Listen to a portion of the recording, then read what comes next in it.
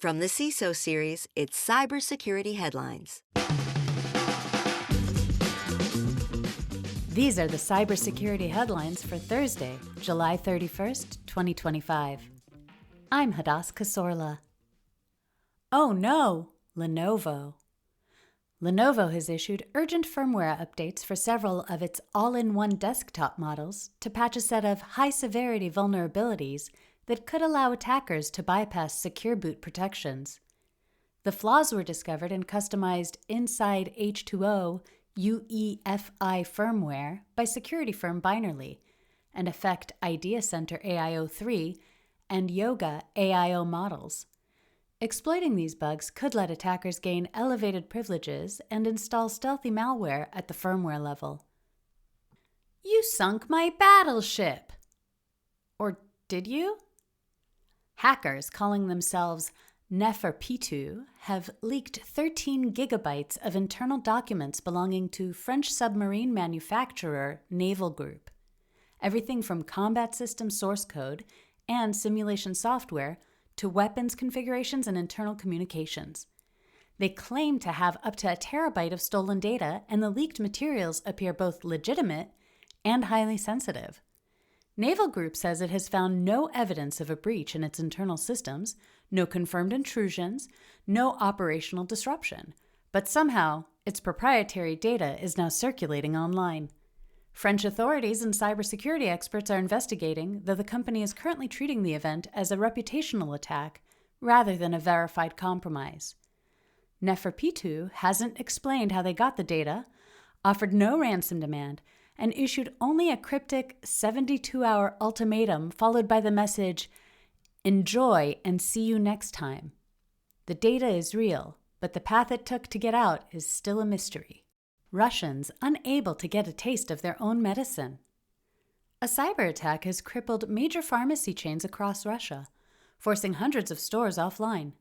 Stolichki and Neopharm, together operating over 1,100 locations, confirmed service disruptions that impacted payments, prescriptions, and loyalty systems, with some stores shuttered entirely. The chains share ownership ties and may have jointly been targeted, though no group has claimed responsibility. Russia's internet regulator, Roskomnadzor, ruled out a DDoS attack but offered no further details. The incident follows a wave of cyber attacks on Russian infrastructure, including hits on aviation and liquor distribution systems. The guards got you covered, don't ya know? A cyber attack struck St. Paul, Minnesota on July 25, 2025, disabling city systems and prompting a state of emergency. When the scope outpaced local resources, Governor Tim Walz authorized the deployment of the Minnesota National Guard's Cyber Protection Team on July 28th to help contain the damage. The Guard is now working with the FBI, state agencies, and private security firms to investigate and restore services. Critical systems like 911 remain operational, but public Wi-Fi, payment systems, and online services were taken offline. As of now, no group has claimed responsibility, and officials have not identified the source of the attack. Huge thanks to our sponsor, DropZone AI. Security teams everywhere are drowning in alerts. That's why companies like Zapier and CBTS turn to DropZone AI, the leader in autonomous alert investigation. Their AI investigates everything, giving your analysts time back for real security work. No more 40-minute rabbit holes. If you're at Black Hat, find them in Startup City. Otherwise, check out their self-guided demo at dropzone.ai. This is how modern SOCs are scaling without burning out. When they go low, we go high. IBM's annual Cost of a Data Breach report, released July 30th, 2025, reveals a sharp split between global and U.S. trends. Worldwide, the average cost of a data breach fell 9% to $4.44 million. That's the first drop in 5 years, thanks largely to faster detection and containment. In contrast, U.S. breach costs climbed nearly 9% to a record of $10.22 million, driven by rising regulatory penalties, detection and escalation costs, and increased labor expenses. The report also highlights growing AI-related risks. 13% of breaches involved AI tools or models, and 97% of those lacked proper access controls. Shadow AI alone added an average $670,000 to breach recovery costs. In Mumbai, cyber losses quadruple. Over the last year and a half, Mumbai has lost over 1,100 crore rupees, which is approximately $135 million to cyber fraud. Most of the losses came from fake trading platforms, crypto scams, and impersonation tactics like digital arrests.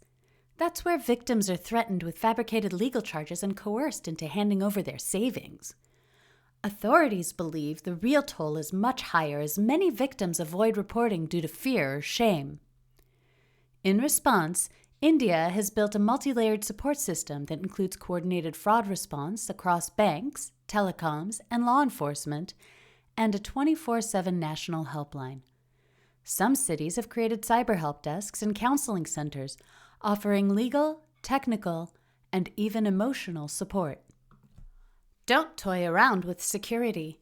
A flaw in the Levent's adult toy app left millions of users unintentionally exposed. Researchers found that with just a username, attackers could uncover private email addresses and in some cases slip inside accounts without permission. The chat-based bug allowed strangers to join in, turning intimate play into public display and leaking personal details. Levent's patched things up, but experts say the patch is not fully effective and it's still a little too easy to get in. Attention Canadian listeners! If you're in Montreal, then you need to join us tomorrow, Friday, August 1st, for a CISO Series meetup. David Spark will be hosting the event at the Crew Cafe starting at 8:30 a.m.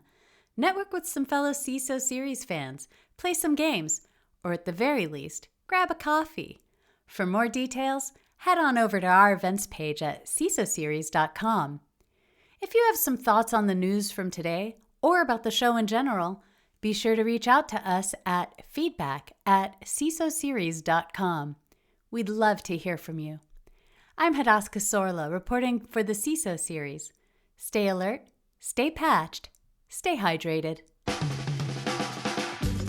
Cybersecurity headlines are available every weekday. Head to cisoseries.com for the full stories behind the headlines.